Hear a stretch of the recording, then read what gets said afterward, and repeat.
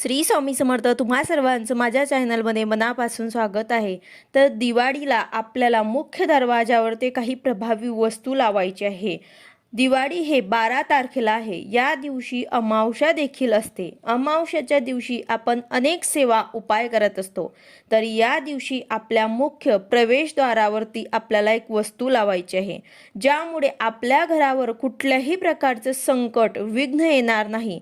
त्याचबरोबर कुठलीही वाईट शक्ती, नकारात्मक शक्ती आपल्या घरामध्ये प्रवेश करणार नाही.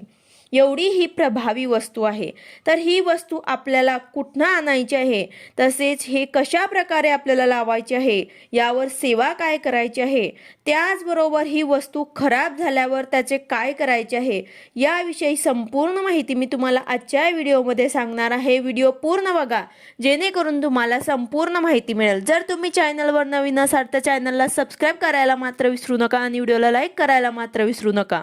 तर बघा, आपल्या घराच्या मुख्य प्रवेशद्वारामधनं सकारात्मक तसेच नकारात्मक ऊर्जा आपल्या घरामध्ये प्रवेश करत असते. यातूनच आपल्या घरामध्ये सकारात्मक तसेच नकारात्मक ऊर्जा येत असते.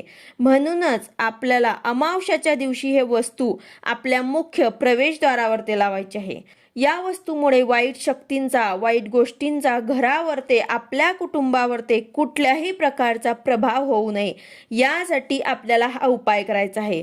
तर बघा, 12 महिन्यामध्ये जेवढ्या अमावस्या असतात त्यामधनं दिवाळीची अमावस्या ही सगळ्यात मोठी आणि प्रभावी मानली जाते. कारण या दिवशी आपण लक्ष्मीपूजन करतो. पण ती अमावस्या तिथी वाईट शक्तींसाठी सुद्धा तितकीच प्रभावी ठरते. म्हणूनच आपल्या घरामध्ये कुठल्याही नकारात्मक गोष्टीचा प्रवेश करू नये, यासाठी आपल्याला घराच्या मुख्य प्रवेशद्वारावर ही वस्तू लावायची आहे. तर अचानक येणारे संकट असतील, विघ्न असतील, कधीच आपल्याला सांगून हे आपल्या घरात येत नसतात. संकट हे वेगवेगळ्या रूपांमध्ये आपल्या घरात येतात. जसे की आर्थिक संकट असेल, आजारपणाच्या रूपामध्ये असेल, तर असे काही संकट असतील, मुलांविषयी प्रश्न असतील, मुलामुलींचे लग्न जमत नसतील, यासारखे संकट असतील. संकटाचे अनेक रूप आहेत. तर ही संकट दूर व्हावी, आपल्या जीवनामध्ये कुठल्याही प्रकारची समस्या राहू नये, आपण सुखी समाधानी आयुष्य जगावं, यासाठी आपल्याला हे उपाय करायचे असतात. आणि काही संकट आपल्या घरात सुद्धा असतात, जसे की वास्तुदोष असेल किंवा पितरांची सेवा आपल्याकडनं घडत नसते, म्हणून आपल्याला पितृदोष सुद्धा असतो. तर त्यामुळे सुद्धा आपल्या जीवनामध्ये अनेक संकटांचा, विघ्नांचा सामना आपल्याला करावा लागतो. तर बघा, आपण आपल्या आयुष्यामध्ये खूप कष्ट करत असतो, मेहनत करत असतो, तरी देखील आपल्या कष्टाला, मेहनतीला यश मिळत नाही किंवा नशिबाची साथ मिळत नाही. सर्वजण कष्ट करतो, मेहनत करतो, मेहनतीमुळे आपल्या घरामध्ये लक्ष्मी, पैसा यावी, पण ती लक्ष्मी जर अस्थिर असेल, म्हणजेच ती कुठल्या ना कुठल्या रूपामध्ये घराबाहेर पडत असेल, म्हणजेच विनाकारण खर्च किंवा काही ना काही कारणांमुळे लक्ष्मी टिकत नसेल, तर तुमच्या घरामध्ये लक्ष्मी ही अस्थिर आहे आणि यामुळे घरामध्ये आर्थिक संकट येतात, कर्ज घ्यावं लागतं, कर्ज वाढत जातं. तर अशा प्रकारे आपल्या आयुष्यामध्ये आर्थिक संकट, कौटुंबिक संकट हे येतात. तसेच घरामध्ये कोणी ना कोणी आजारी पडतं, त्यामुळे सुद्धा लक्ष्मी जाते. आणि ही सर्व संकट, विघ्न जे आहे ते न सांगता आपल्या घरामध्ये प्रवेश करत असतात. त्यामुळे आपल्या घरामध्ये येणाऱ्या या संकटांना कुठे ना कुठे तरी आपल्याला प्रवेशद्वाराच्या बाहेरच थांबवायचं आहे.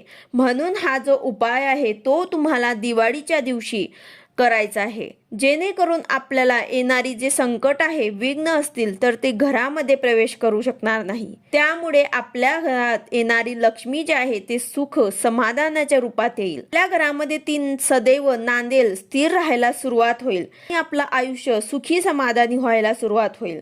बघा, जी वस्तू आपल्याला प्रवेशद्वारावरती लावायची आहे ती आता दिवाळीचा सण असल्यामुळे सहज बाजारात मिळून जाईल. जिथे देवांचं साहित्य असते तिथे तुम्हाला मिळून जाईल, जिथे दिवाळीचं साहित्य असते तिथे तुम्हाला ही वस्तू मिळून जाईल, किंवा मग स्वामी समर्थ केंद्रामध्ये सुद्धा तुम्हाला मिळून जाईल. तर ही वस्तू तुम्हाला दिवाळीपूर्वी जरी मिळाली तर तुम्हाला आवर्जून घरी आणून ठेवायची आहे. मात्र ही वस्तू आपल्याला दिवाळीच्या दिवशीच आपल्या मुख्य प्रवेशद्वारावरती लावायची आहे। यावर सेवा करून आपल्याला ही वस्तू लावायची असते। ही वस्तू जेव्हा तुम्हाला दिसेल तेव्हा तुम्हाला घरी घेऊन यायची आहे। तर ती वस्तू कोणती आहे तर गोरक्ष चिंच। तर बघा नवनाथ पारायणमध्ये सुद्धा या गोरक्ष वृक्षाचा उल्लेख केलेला आहे, कारण गोरक्ष चिंच खाली बसून गोरक्षनाथांनी शिष्यांना विद्या दान केली होती, म्हणून याला गोरक्ष चिंच नाव पडल्याचे सांगितले जाते। तर गोरक्ष वृक्षाचे हे फळ तुम्हाला आणायचे आहे, देठासहित आणायचं आहे। गोरक्ष चिंचाचं फळ आहे ते तुम्हाला घरी आणायचं आहे आणि यावर तुम्हाला सेवा उपाय करायचा आहे। तर हा आपल्याला लक्ष्मीपूजनाच्या दिवशी अमावस्याच्या दिवशी करायचा आहे। यामुळे तुम्ही लक्ष्मीपूजन केल्याचं फळ तुम्हाला मिळणार आहे। तर तुम्हाला ही चिंच मिळाली तर येणारी संकट दूर करण्यासाठी तुम्हाला तुमच्या मुख्य प्रवेशद्वारावर लावायची आहे। आता ही जेव्हा आपण आणणार तेव्हा ती घरी आणल्यावर ते स्वच्छ धुवून घ्यायचे आहे। यानंतर लक्ष्मीपूजनाच्या दिवशी सकाळी किंवा संध्याकाळी जेव्हा वेळ मिळेल तेव्हा दिवसभरामध्ये तुम्हाला यावरती सेवा करायची आहे, कारण सेवा करून सिद्ध करूनच हे आपल्याला आपल्या मुख्य प्रवेशद्वारावरती लावायचे आहे। तर हे चिंच तुम्हाला देवघरासमोर ठेवायचे आहे। देठ जे आहे ते देवाकडे येईल अशा प्रकारे ठेवायचे आहे आणि त्यावर हळदी कुंकू लावायचे आहे, धूप दीप ओवाळायचे आहे। यानंतर यावरती तुम्हाला एक माळ श्री स्वामी समर्थ या मंत्राची करायची आहे आणि एक माळ तुम्हाला शाबरी मंत्राची जप करायची आहे। तर अशी ही सेवा केल्यानंतर ही चिंच तुम्हाला मुख्य प्रवेशद्वारावरती लावायची आहे। हे चिंचला तुम्हाला एक लाल कपड्यामध्ये गुंडाळून घ्यायचं आहे आणि तेव्हा तुम्हाला तुमच्या मुख्य प्रवेशद्वारावरती लावायचे आहे। आता ही कुठे लावायची आहे? आपल्या मुख्य प्रवेशद्वारावरती जेव्हा आपण बाहेरून घरात येतो तर आपली उजवी बाजू आणि जेव्हा आपण घरातून बाहेर पडतो तेव्हा आपल्या हाताची डावी बाजू या साईडला तुम्हाला गोरक्ष चिंच हे बांधायचे आहे। अशा प्रकारे तुम्हाला हे बांधायचे आहे।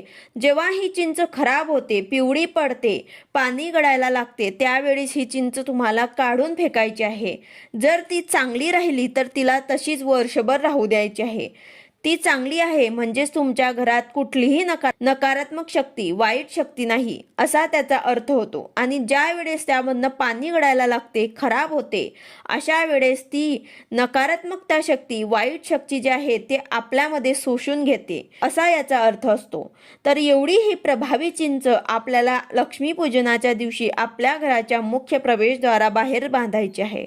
एकदा ही चिंच लावली की यानंतर प्रत्येक अमावस्येला धूप दीप ओवाळायचं असतं।